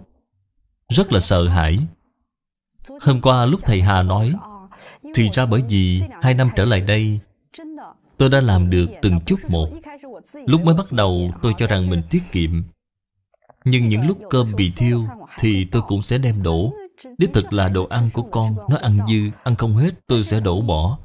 Nhưng sau khi tôi tu tập nữ đức, khi cha mẹ tôi đến ở cùng, ba tôi đặc biệt là một sọt rác nhỏ, gọt xong vỏ táo, vỏ dưa, kể cả những hạt cơm rơi dưới đất đều nhặt bỏ vào sọt rác đó. Tôi mới hỏi ba à, ba muốn làm gì vậy? Ba nói ba đem những thứ này đưa ra ngoài, ủ một thời gian thì sẽ thành phân bón. Bởi vì phía trước nhà chúng tôi có một vườn hoa. Hồi trước trồng hoa. 2 tháng nay, sau khi ba đến, ở những khu đất trống, ba tôi đều trồng rau. Có rau xanh, bắp cải, bí đỏ. Ba tôi đem phân vừa ủ xong, bao gồm sữa của đứa con út của tôi vừa uống hết. Ba tôi lấy nước tráng qua, sau đó đều đem tưới cho hoa, tưới cho rau. Ba tôi còn hay nói những câu cảm ơn như: các bạn hãy phát triển cho tốt. Những loại phân bón này không biết có hợp khẩu vị hay không. Hoa nở rất đẹp, rau cũng phát triển rất lớn. Đến mùa hè, hầu như đều ăn rau cải ở nhà trồng. Cho nên hiện tại tôi thật sự không còn sợ sét đánh nữa. Ngày trước thì rất sợ, nên tôi cùng cô giáo Mỹ Huệ cũng thỉnh quyển Cảm ứng Thiên Vựng Biên, quyết định đem về nhà tu học, xem từng câu chuyện một. Người ta không biết nên mới dám tạo ác, mới không biết sợ. Sau khi biết rõ rồi thì huân tập nhiều lần. Nghe giảng một lần không được thì nghe 2 lần. 2 lần không xong thì nghe giảng 10 lần. Không được nữa thì bạn sẽ giảng lại cho người 10 lần. Cuối cùng thì cũng hiểu rõ thôi. Hóa ra là như thế này. Đích thân tôi đã trải nghiệm rồi. Cho nên chúng ta học văn hóa truyền thống cũng tốt, học đệ tử quy cũng tốt.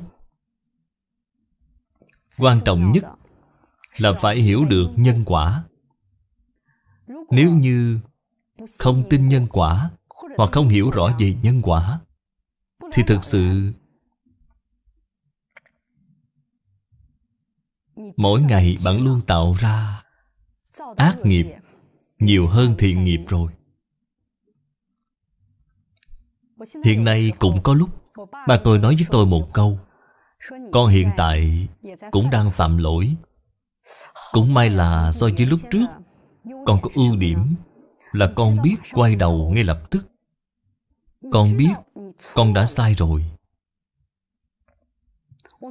Chúng ta thường hay làm những việc sai trái, nhưng không biết đó là sai trái, còn cho rằng là rất đúng. Như việc dạy trẻ con, tôi luôn nghĩ là trẻ con là trẻ con, tôi là tôi. Tôi phải phê bình nó, tôi phải nói nó, tôi phải dạy dỗ nó. Tôi tu học ở nhà 2 tháng này có một trải nghiệm rất lớn. Không phải dạy trẻ kiểu như vậy. Bạn thay đổi rồi thì nó sẽ thay đổi thôi. Bạn với trẻ con cũng giống như thân thể của bạn và hình bóng của bạn vậy. Khi bạn đứng thẳng thì mặt trời rọi xuống bóng của bạn mới đứng. Nếu thân của bạn nghiêng thì mặt trời rọi xuống bóng cũng là nghiêng. Cho nên khi nói về việc giáo dục đức hạnh của phụ nữ, Tổ sư Ấn Quang đã từng nói qua một câu rất kinh điển. Ngài nói mẹ và con cũng giống như vàng được nung chảy thành khuôn vậy. Đem vàng nung chảy ra rồi đổ vào trong khuôn. Khuôn đó hình thù như thế nào thì hình dạng của vàng cũng như thế đó. Thí dụ như khuôn là hình cột thì nhất định sẽ tạo ra vàng cây. Khuôn là hình đồng tiền thì nhất định sẽ tạo ra đồng tiền vàng.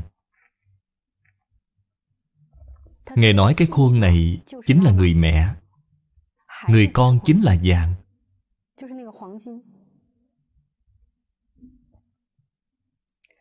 Tại vì sao tôi nói tôi đặc biệt cảm động?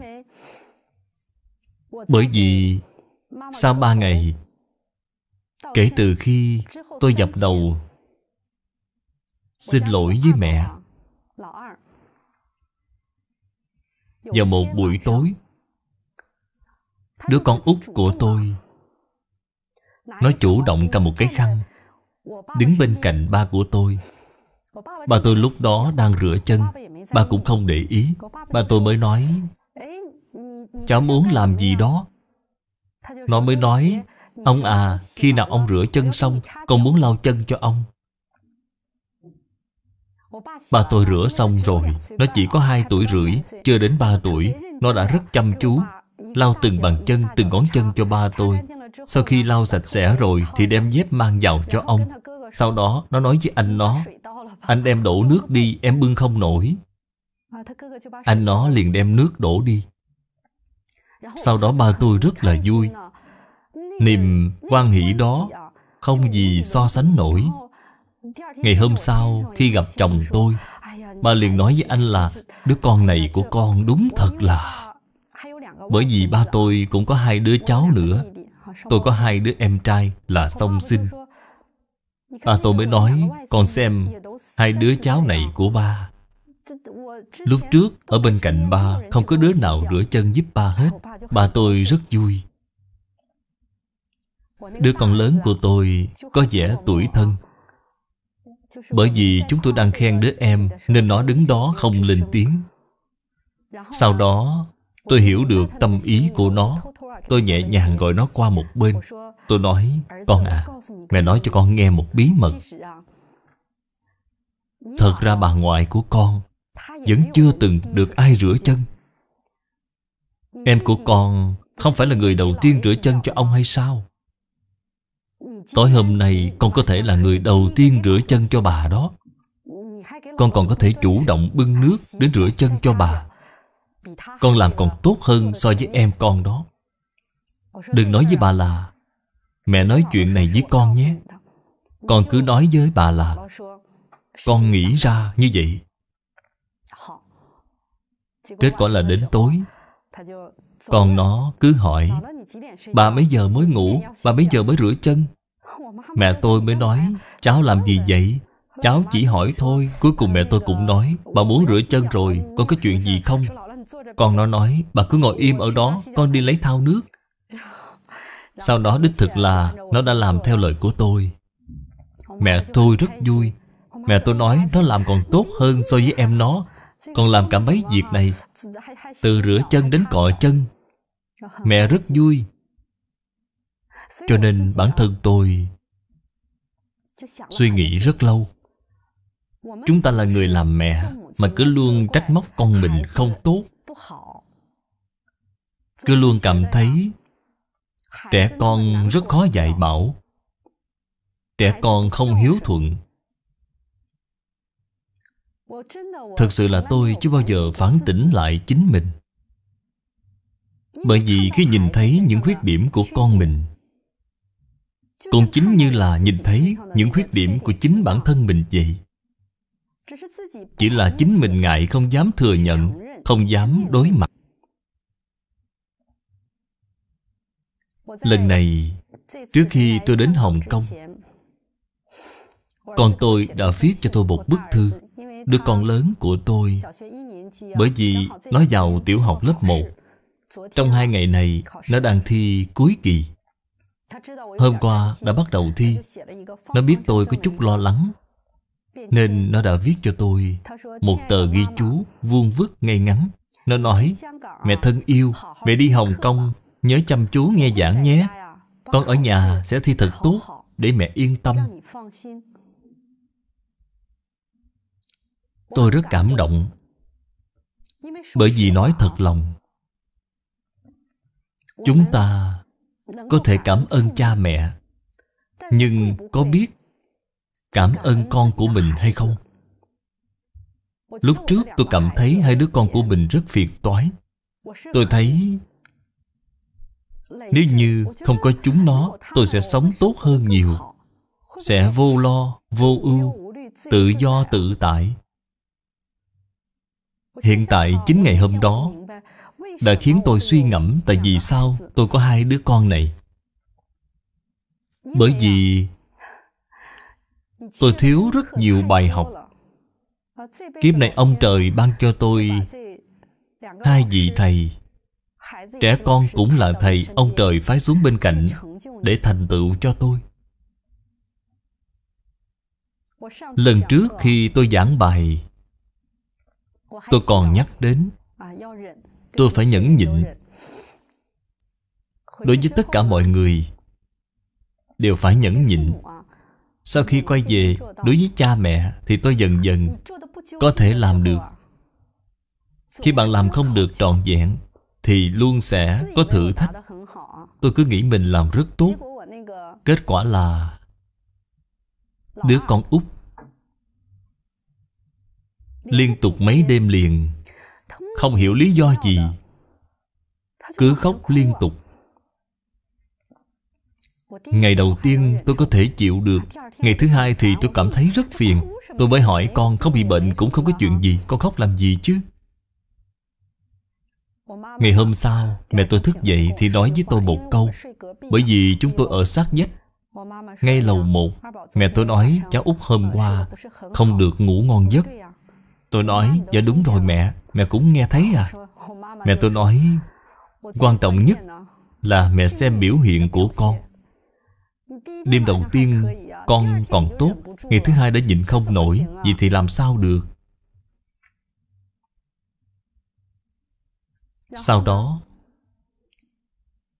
tôi mới nói chuyện với đứa con út. Con có thể không khóc được không? Con muốn làm gì đây? Đứa con út của tôi rất thông minh. Không hiểu vì sao nó lại nói với tôi một câu khiến tôi rất kinh ngạc. Nó nói: "Và con đến để thành tựu mẹ." Tôi mới nói: "Vậy được rồi, mẹ sẽ bình thản mà chịu đựng." Khi ý niệm của tôi vừa chuyển đổi thì con nó không khóc nữa, đều trở lại bình thường. Cho nên trải nghiệm mà tôi muốn báo cáo cho các vị là gì? Chúng ta thường nói đến là phiền não và trí huệ chính là Bồ Đề. Cũng giống như mặt úp và mặt ngửa của bàn tay vậy. Khi các vị vừa chuyển ý niệm trở lại thì thử thách sẽ không còn nữa. Bởi vì khi các vị nghĩ nó là như vậy, nó đến để thành tựu tôi đấy, thì ý niệm này của bạn là ý niệm của trí huệ, không phải là ý niệm của phiền não. Nếu các vị không còn nghĩ đến những phiền toái đang liên tục xảy ra thì thử thách sẽ không còn, sẽ vượt qua thử thách. Nếu như các vị muốn nâng cao cảnh giới thì sẽ còn những thử thách khó khăn hơn nữa tiếp tục xuất hiện. Các vị sẽ ở trong đây mà luyện tập. Mỗi lần một chuyển đổi, chuyển đến cuối cùng, thật sự là như lời sư phụ đã nói, đối với thuận cảnh không có một tơ hào ý niệm tham luyến. Thuận cảnh là gì vậy? Thuận cảnh là cái mà chúng ta thường ngày hay nói là những người mình gặp đều là những người mà mình ưa thích. Những lời nói xung quanh đều là những lời mà mình thích nghe. Không lo lắng về chuyện ăn uống, mà các vị vẫn không có tham luyến. Đây chính là khảo nghiệm. Nghịch cảnh là gì? Không phải là đại họa đại nạn gì, mà chính là đối với những chuyện vặt vãnh thường hay xảy ra trong gia đình.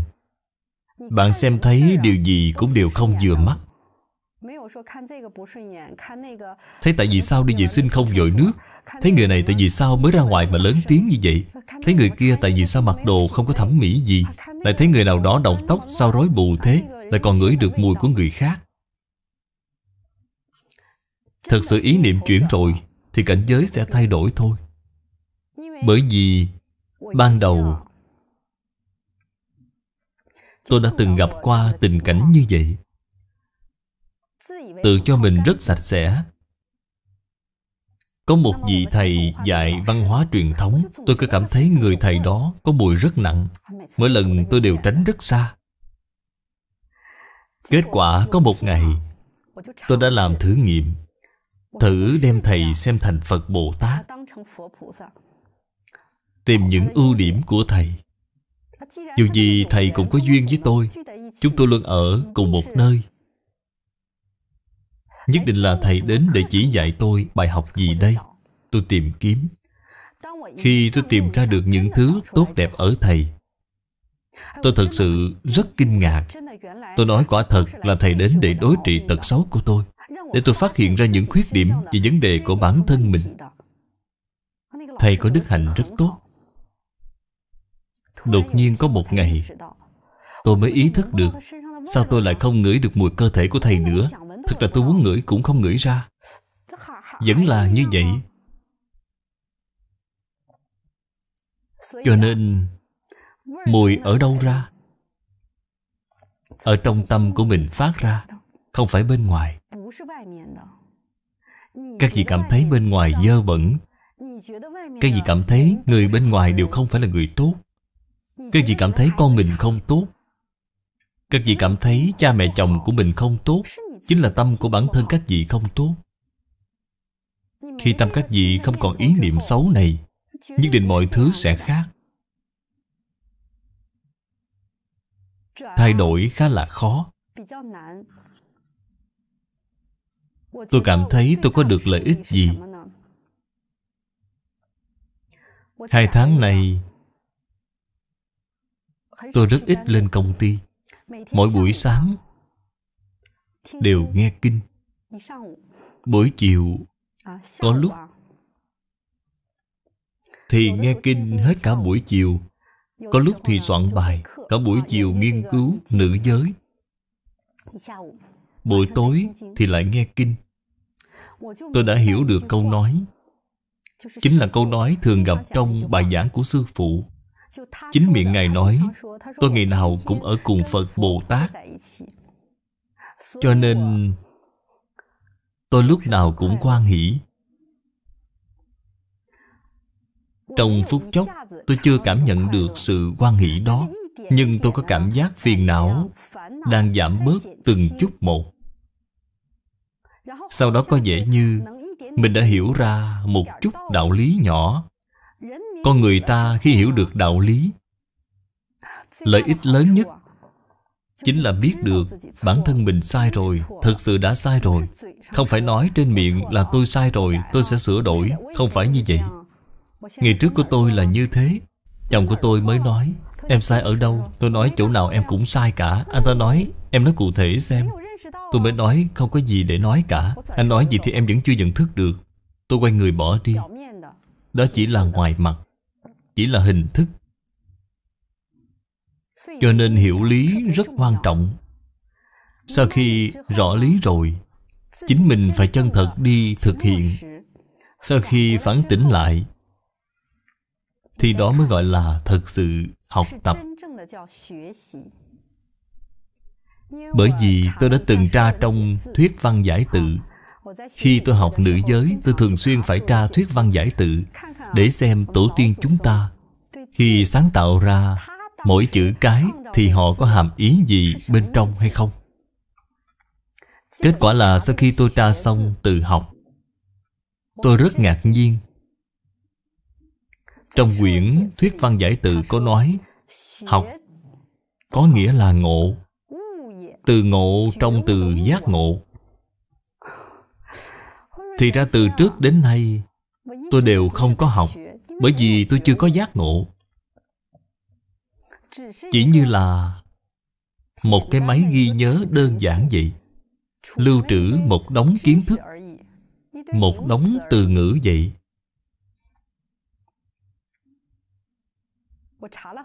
Tôi tra rất nhiều từ, bao gồm từ giáo và dục.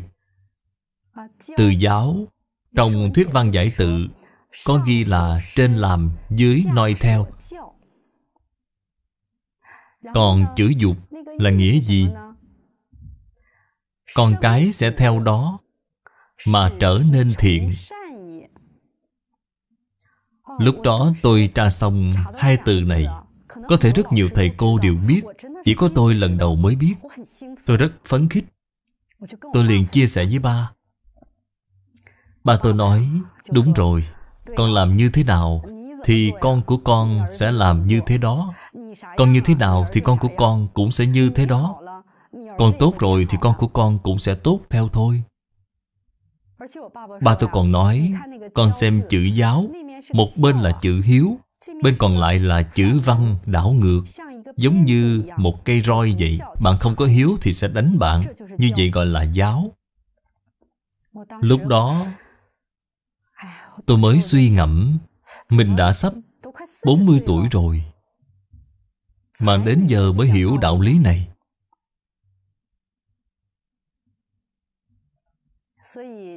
Cho nên các vị xem Khổng Phu Tử đến 40 tuổi, Ngài đã không còn nghi hoặc. Tôi hy vọng trong vòng 10 năm có thể nỗ lực cố gắng, có thể đạt đến cảnh giới của Khổng Phu Tử, không mê hoặc, sẽ rất hoan hỷ. Bởi vì các vị không có hoặc, không có nghi hoặc nữa, sẽ bớt tạo nghiệp đi rất nhiều.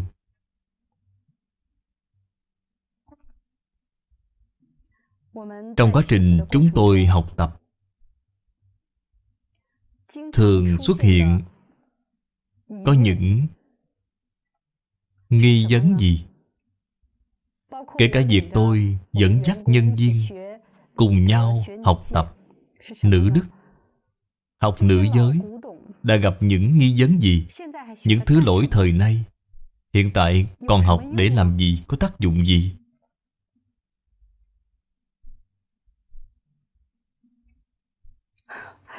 Tôi mới nói với họ,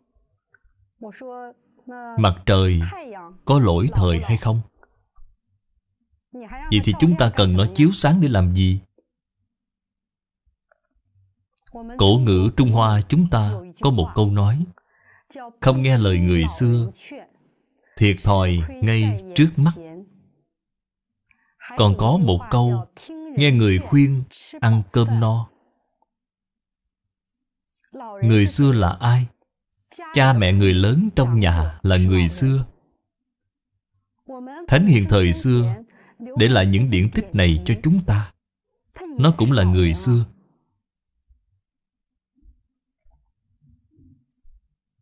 Cho nên Khổng Tử thường nhắc đến một câu là tín nhi hiếu cổ. Tin tưởng lời nói của cổ nhân, nguyện học tập theo người xưa.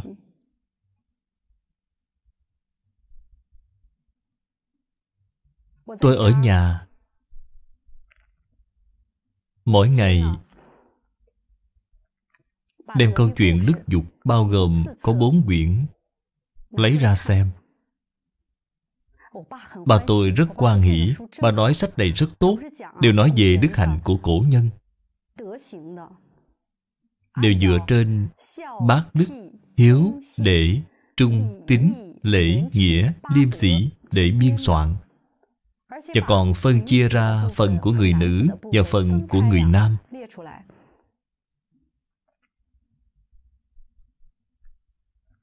Tôi xem người nữ thời xưa họ như thế nào để làm người phụ nữ, làm người vợ, làm người mẹ, làm người con dâu.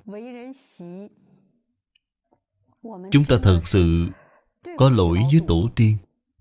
Chúng ta bỏ đi rất nhiều thứ. Tôi cảm thấy trong bát đức, tôi học đi học lại cũng chỉ có một đức. Đặc biệt là xã hội ngày nay cần đến chính là chữ hiếu. Vì sao mỗi lần tôi phản tỉnh từ chữ hiếu này thì tôi cảm thấy hiếu chính là gốc. Cha mẹ của mình, họ chính là cái gốc sinh mệnh của mình. Các vị chính là từ đây mà ra.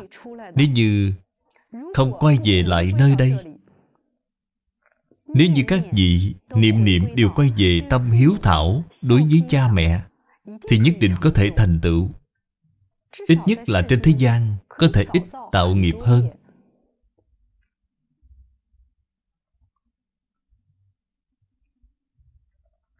Chúng tôi trong lúc học tập văn hóa truyền thống, có rất nhiều thầy cô cũng đang chia sẻ cho mọi người. Tôi cảm thấy chính mình không biết thuộc về loại nào. Tôi cảm thấy mình thực sự không phải là một tấm gương tốt. Tôi chính là đến để phản tỉnh, để sám hối. Bởi vì chúng ta thường quan niệm là đi học vài năm để có được những tấm bằng, những học vị, rồi thì không cần đến giáo huấn của người xưa nữa, không nghe lời dạy của cha mẹ, cũng không chịu cúi đầu nghe thầy cô giảng dạy nữa. Cả một đời này không chỉ là tự hủy đi bản thân mình mà thôi đâu. Thật vậy, giống như chương đầu tiên Ti Nhược trong Nữ Đức có nói đến 3 cái thường đạo của người phụ nữ. Chữ thường trong từ luân thường, đạo trong từ đạo đức. Thường đạo này siêu việt cả thời gian và không gian. Nói trắng ra chính là bản thân của sự tu thân dưỡng đức của người phụ nữ, là căn bản của việc thành gia lập nghiệp, căn bản của việc gia hòa vạn sự hưng. chúng ta lại không biết nó, không có nó.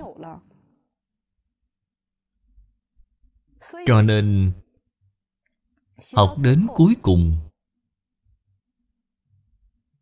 thì nhà không ra nhà, người cũng không giống người. Các vị xem chương thứ nhất về ti nhược, nói đến 3 thứ thường đạo của người phụ nữ. Là 3 thứ thường đạo nào? Thứ nhất, tôi xin báo cáo với các vị, ti nhược chính là tánh đức khiêm tốn nhu hòa, cung kính khiêm nhường, người trước mình sau, giữ lòng nhẫn nhục. Nói thật ra chính là chịu thương chịu khó. Ở nhà không để gia đình trở thành nơi chứa đựng đầy oán khí. Tất cả những điều không vừa ý đều phải nhẫn nhịn. Giống như đức tính của nước vậy. Đổ nó vào cái bình vuông thì nó hình vuông, vào bình tròn thì nó hình tròn. Thì gia đình này nhất định là có phước.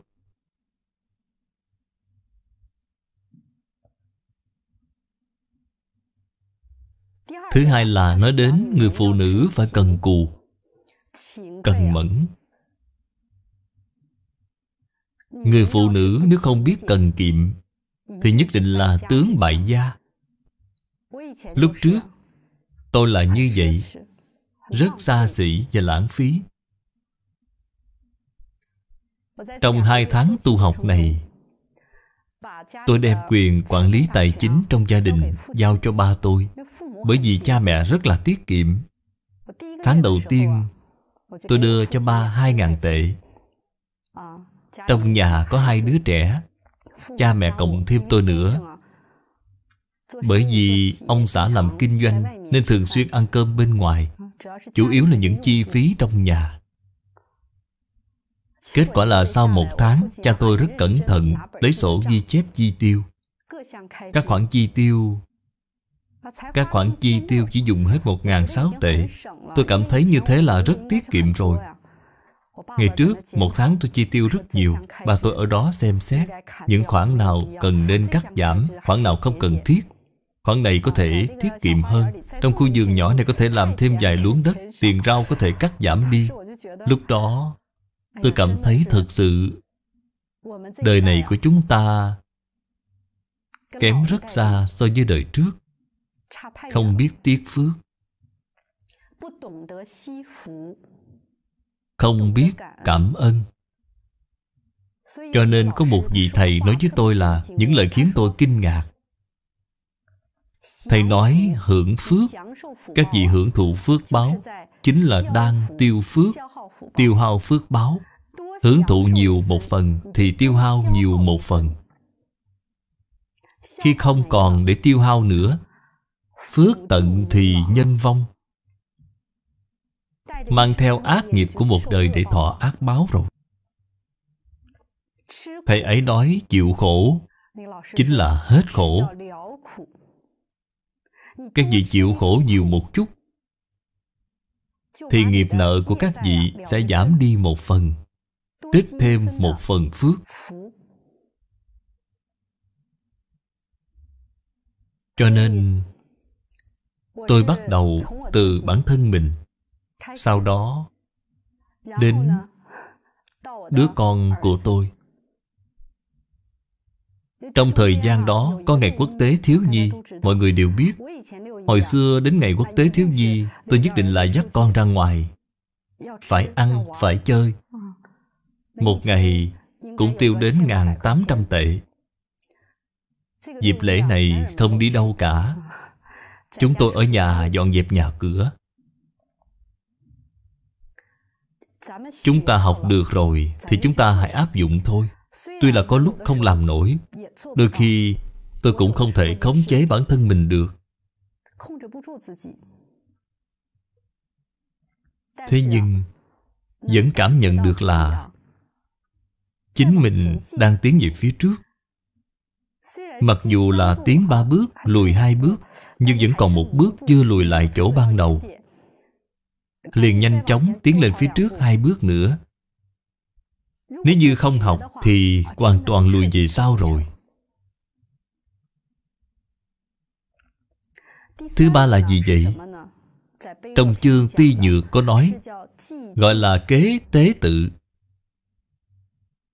Cái gọi là kế tế tự, ý chỉ là trọng trách của người phụ nữ trong việc kế thừa gia đạo và truyền thừa lại cho đời sau.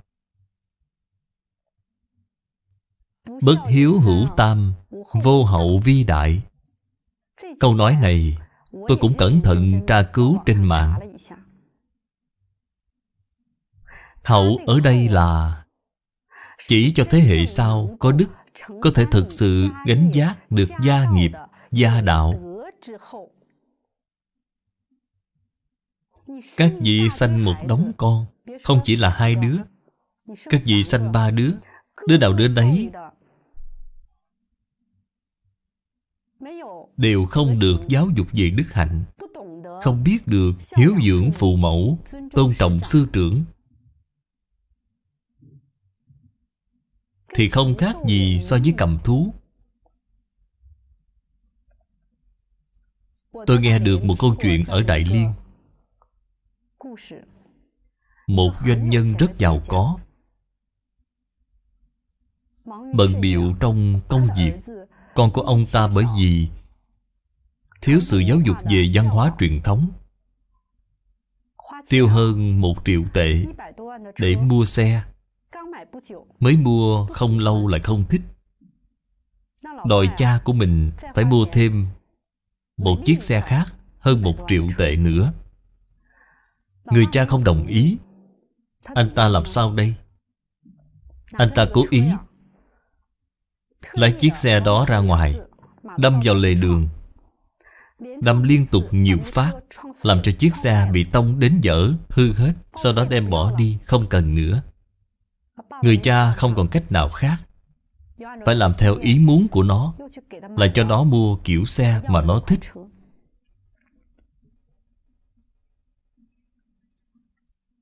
Tôi thật sự rất cảm ơn vì sự may mắn. Khi con mình chưa trưởng thành, con vẫn còn nhỏ, tôi vẫn kịp quay đầu. Tôi có thể giảng cho con mình như thế nào mới thực sự là đạo làm người. Bởi vì ban đầu con tôi cũng như vậy. Nó cứ hỏi là công ty của ba kiếm tiền nhiều hay là công ty của mẹ kiếm nhiều hơn? Hai anh em tụi con, hiện tại con nói với mẹ, mẹ à, con muốn cái công ty kiếm nhiều tiền của ba, cái ít hơn mẹ để dành cho em con đi. Bởi vì tôi kinh doanh vàng cây và đồng tiền vàng. Có một lần con tôi đến tiệm vàng của tôi nói, mẹ ơi, cây vàng lớn nhất của con nhất định sau này phải để lại cho con. Hiện tại tôi nghĩ lại rất sợ. Sau này con mình lớn lên, trong mắt chúng chỉ có tiền, tôi sẽ không bao giờ thỏa mãn được chúng. Dục vọng của con người không bao giờ có điểm dừng. 3-4 tuổi nó đã trở nên như thế này, sau này ra ngoài xã hội sẽ như thế nào đây? Cho nên năm ngoái, thông qua việc cùng con tôi học tập văn hóa truyền thống, chồng tôi đã nói một câu. Câu chuyện này tôi không nhớ là có chia sẻ qua với mọi người chưa. Năm ngoái, chồng tôi có một lần lái xe chở con đi ra ngoài chơi. Lúc đó, chồng tôi cũng muốn đổi một chiếc xe mới, nên đã đem những hình ảnh của chiếc xe mới đưa cho con tôi xem. Con tôi xem qua một lần, bởi vì lúc trước con tôi cũng rất thích xe. Nhưng lúc đó, con tôi xem xong thì không nói gì. Đúng thật là nó rất hờ hững, đặt tờ quảng cáo xe ra trước mặt. Sau đó chồng tôi mới hỏi, con cảm thấy kiểu xe này như thế nào? Con tôi mới trả lời, ba ơi, có phải xe này đắt lắm hay không? Chồng tôi mới nói, đúng rồi, rất đắt đó. Con tôi mới nói, ba ơi, nhà mình đã có rất nhiều xe rồi, không cần phải mua thêm xe mới. Ba có thể đem số tiền đó giúp đỡ được nhiều người nghèo khó. Chồng tôi rất ngạc nhiên. Con tôi quay về, có nói với tôi cũng cảm thấy rất cảm ơn. Tôi cảm thấy con nó đã có một chút thay đổi và tiến bộ. Nó cũng như đang động viên và nhắc nhở tôi, nói với tôi, làm mẹ như tôi nên biết phải làm như thế nào. Mẹ dạy như thế nào thì con sẽ như thế đấy. Mẹ thay đổi rồi thì tụi con cũng thay đổi thôi. Cho nên có những lúc tôi suy nghĩ, một người phụ nữ không nên oán trách bất cứ những chuyện không vừa ý xung quanh mình. Như là cha mẹ chồng không tốt, hay chồng mình không tốt, hoặc con mình không tốt. Thật sự không phải như vậy. Đều là bản thân mình làm chưa được tốt. Các vị thay đổi rồi, chồng của các vị sẽ rất yêu thương các vị. Con của các vị cũng biết hiếu thuận nghe lời. Cha mẹ chồng cũng sẽ rất tôn trọng các vị. Bản thân tôi tu học rất tệ, rất may mắn có cơ hội được chia sẻ với mọi người. Nếu như có chỗ nào không đúng, khẩn thỉnh các vị lão sư đại đức ra sức chỉ giáo, để cho tôi trở thành một người phụ nữ có đức hạnh, để thành tựu một cuộc sống hạnh phúc mỹ mãn. Xin cảm ơn mọi người. Cẩn dịch, ban biên dịch Tịnh Không Pháp Ngữ. Địa chỉ email vọng tây cư sĩ amos@gmail.com. Người đọc Hạnh Quang. Nguyện đem công đức này chúc nguyện đến Phật tử Đỗ Văn Bá, 55 tuổi, tội diệt, phước sanh, căn lành tăng trưởng, phát tâm Bồ Đề, niệm Phật cầu sanh Tây Phương Cực Lạc. Nguyện cả thảy chúng sanh đều tín niệm Di Đà, đồng cầu sanh về nước Cực Lạc. Nguyện đem công đức này trang nghiêm Phật Tịnh Độ, trên đền 4 ơn nặng, dưới cứu khổ 3 đường. Nếu có ai thấy nghe đều phát tâm Bồ Đề, hết một báo thân này, đồng sanh về nước Cực Lạc. Nam Mô A Di Đà Phật.